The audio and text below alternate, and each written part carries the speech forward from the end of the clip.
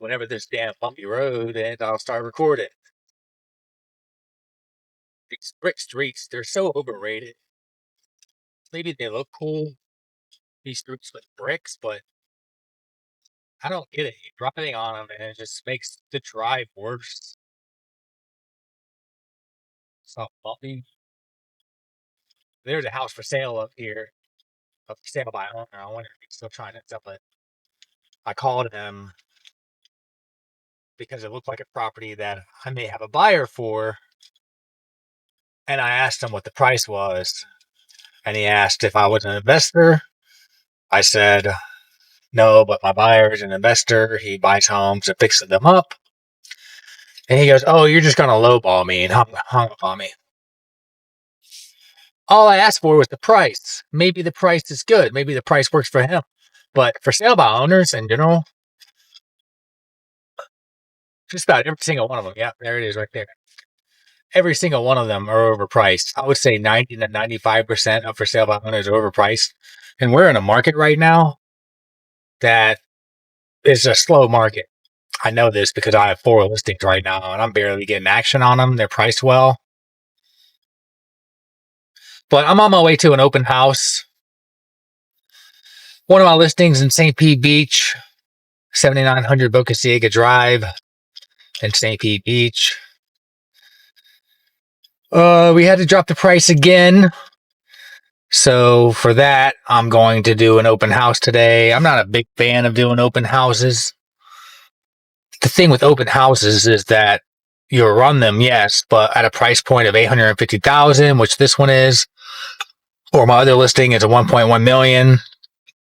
You have a lot of people coming in that are just not qualified buyers. They're not pre-approved, and they're looking at $1 million house.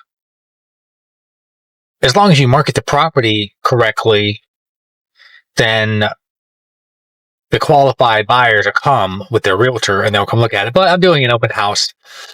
I guess I'll just see how it goes. Hopefully people show up. Man, nothing worse than an open house where no one shows up. But at least I work while I'm there. I just kind of make the open house my office for 3 hours. There it is, St. Peter's.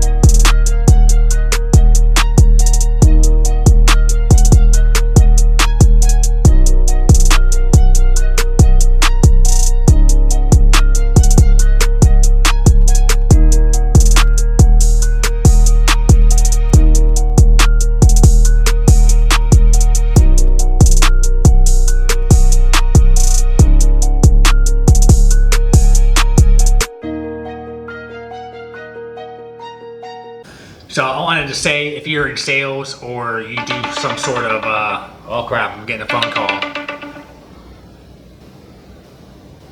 Good afternoon. Is this Trent? Yes, who's speaking? Hi, Trent, Frank Fine. Do you have an open house today? Yes, I am doing an open house at 7900 Boca Ciega Drive, and there's another open house in Safety Harbor, one of my listings. I'm at Safety Harbor. I thought you were. I made a mistake. I thought you were doing an open house at Safety Harbor. Well, there is someone doing an open house there.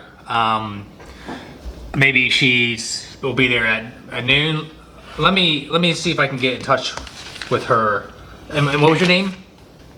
My name is Frank Fine, F-I-N-E. I can go grab a sandwich or something. I just wanted to know if it was an open house today or not. I just wanted to chat with somebody. Okay, well, I can give you some information on the property if there's something you'd like to know. Well, we've seen the property, and we just wanted I wanted to be able to talk to somebody face to face for just a minute, if that were possible. Well, I can definitely meet up with you later on today. I'll be here till about 2 o'clock, and then I'm headed, I'll be around. That'd be great. No, that'd be great. Do you know where Giggle Waters is in Safety Harbor?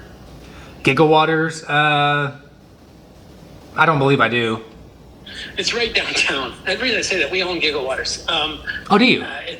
It's not far. We're about 1.5 miles from the property now, but we're right downtown, across from the City Hall. So it's been okay. about 6.5 years. I know where that is. I've been there. You want to meet there? Sure. At lunch. Yeah, let me give you a call Okay. whenever I'm out of here. I'm in St. Pete Beach right now. So I'll just give you a call whenever I'm headed that way. Sure. That'd be great. We've seen the property 3 times already. But we just want to chat for a minute, if that's possible. Sure. And what's the name of your realtor? Jay, and I can't think of his last name. My daughter knows this. It's this is with my daughter and son-in-law. That she's sick right now, but she asked if I would stop by, and I will. Yeah, no, Jay Fortunato. Yeah, I mean, I remember getting your offer. It's just now it's just a little too low for the sellers. So, I mean, we'd like to chat. Okay, sure. Yeah, I'll be up there a little later today, so I'll give you a call. Okay. Okay. Fine. That'd be great. Okay, Frank. Thank you. Thank you. Bye. Bye. Okay, so that guy made an offer on a property we have listed for like 1.15 million, right? And they made an offer for like 825,000, which is a lot lower. Now this is an investor property. They bought it and fixed it up and resold it. And just at 825,000, the profit's just not where they want to be. They want to try to get at least $1 million for it. So they submitted an offer with 0 escrow deposit, right? And then they need to sell their house. So the contract term was for like 3 months. And this market's just kind of slow. It'd be better if they had their house on the market at least. And then they're like, well, let's just trade houses. You take our house and we take your house. We're like, no. And then now he's bugging me. We just want to talk. Okay, well, talk with the money, let the money talk, let the wallet talk. So like, now he wants to meet up. You want me to take time out of my day? I got to go show houses. I have to edit these videos. I have fucking other bullshit to do. And you want me to go to your little restaurant? And I'd be more than happy to chat with you or talk, but the thing is that just not a deal. They had 0 escrow deposit. Most people have, about 1 or 2% escrow deposit. If it's a $100,000 house, it'd be like $1,000 escrow deposit. They had 0 escrow deposit. It was a 3-month lease, and it was like $300,000 under what we were asking for. And now you want me to go spend time out of my day and talk with you about what? I'm not even the seller. I'm just selling the property. I'm not the guy to even talk to here. So, unfortunately, and then once he said he saw the house 3 times, I'm like, oh, okay, so y'all submitted the offer, right? And the realtor's name was Jay. So I'm like, oh, it's these people. So, I don't know, what should I do? Should I even go? Maybe he'll buy me lunch. I'm sorry, I just don't. Yeah, I'll just go. I got in this business because I like people, and I like talking to people, meeting people. I like selling stuff, houses, and I used to flip a lot of things on eBay. So I'll go, but the thing is, man, I do have a lot of shit going on with my day, and I can't just be sitting around fucking chit-chatting on someone who's gonna come down with an offer that's not going to be satisfactory to my sellers. So, Callie, who's a good girl? Are you a good girl? Well, you like to be on camera? Yeah, you like cameras? Yeah? Yeah? So, got my book with me. Been reading American Psycho. I don't really recommend it. It's not for the faint of heart, but I like the movie. I said, hey, I should read the book. And I kind of regret it. But like, if you're in sales, you need to be making videos such as this one. Or if you're trying to promote a brand or some kind of service, kind of like I am, where I advertise that, hey, I sell homes, me. You'll want to start making videos, and people aren't really going to watch your videos, right? They'll just see that you made a video, and it gives you a level of credibility, right? Because it makes you look like the expert. From day one, basically before I even got my real estate license, I started doing videos, and you're gonna suck at first. You're gonna be bad at it. But the key is to just keep doing it, and you'll eventually get better over time. I used to go back and watch my videos, and I would pick up on certain things. For example, I saw that I would say and like a lot of those crutch words, those filler words, I would say those a lot.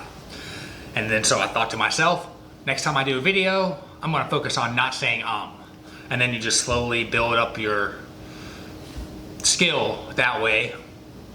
As you can see, I'm not really using a lot of filler words because you can slow down in speech. You can slow your speech and think about what you're trying to say.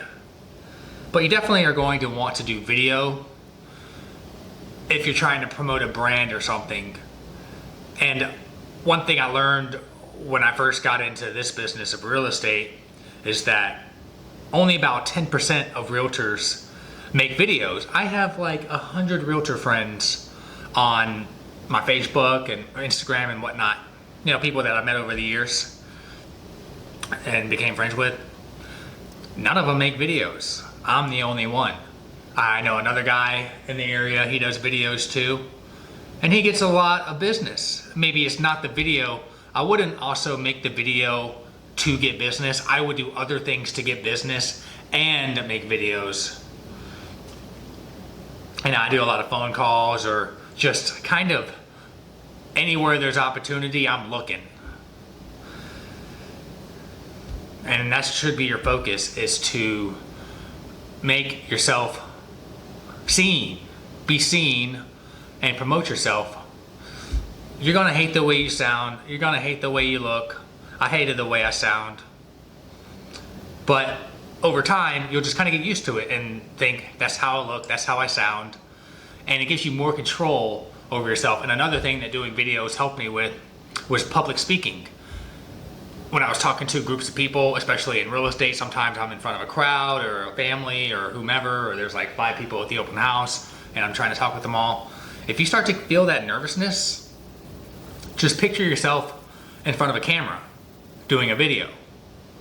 And if you can think of it that way, it really helps ease the nervousness of talking in front of people, public speaking. A lot of people hate it. I don't hate it. Of course, everyone hates it at first. I used to do Toastmasters where you stand up in front of a crowd and usually sometimes they give you a topic and you just kind of have to go off the top of your head on that topic. Or sometimes you're doing a speech and then you write out a speech, you memorize the speech. I would kind of just write bullet points and I would go from in my head 1 bullet point, blah, blah, blah. And then I would elaborate, blah, blah, blah. But it really helps with the public speaking thing. And the better you are a speaker, the more intelligent you seem, the more credibility you have. I dated this girl who was like smoking hot. Think like Margot Robbie type, you know, great value Margot Robbie. She was like, ooh, everywhere we went, she was getting looks. I wasn't insecure about it. I knew she was really hot and whatever. And guys would even come up when we were sitting somewhere like at a pool somewhere, and guys would start conversations with, you know, both of us because we'd be sitting together. And then they'd be like, oh, this your boyfriend? And she'd be like, yeah. And they're like, well, I'm gonna grab a drink. And they just kind of walk away, whatever. But the point is, she sounded very dumb when she would speak, right? She would say, but the point is, she sounded very dumb when she would speak, right? She would say, and I would try to teach her, hey, slow down your speaking, think about what you're trying to say, and cut out all these words. And our relationship didn't last very long because I kind of had a bit of a drinking problem. However, that's not the point. The point is that if you can speak more coherently and clearly, people will like that, they will respect that, and you will get more out of life just by being a good speaker. People notice. I notice. My God, you listen to podcasts and this guy who may be very intelligent in tech or something, you just can't talk. He's just like and I'm just like, dude, fucking get it together. Sometimes it's unlistenable. So make videos. That's my point.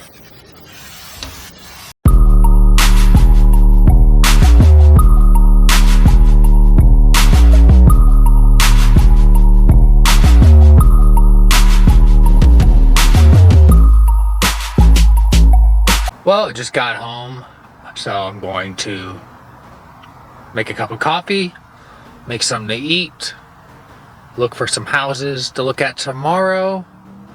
But thanks for watching and have a good day.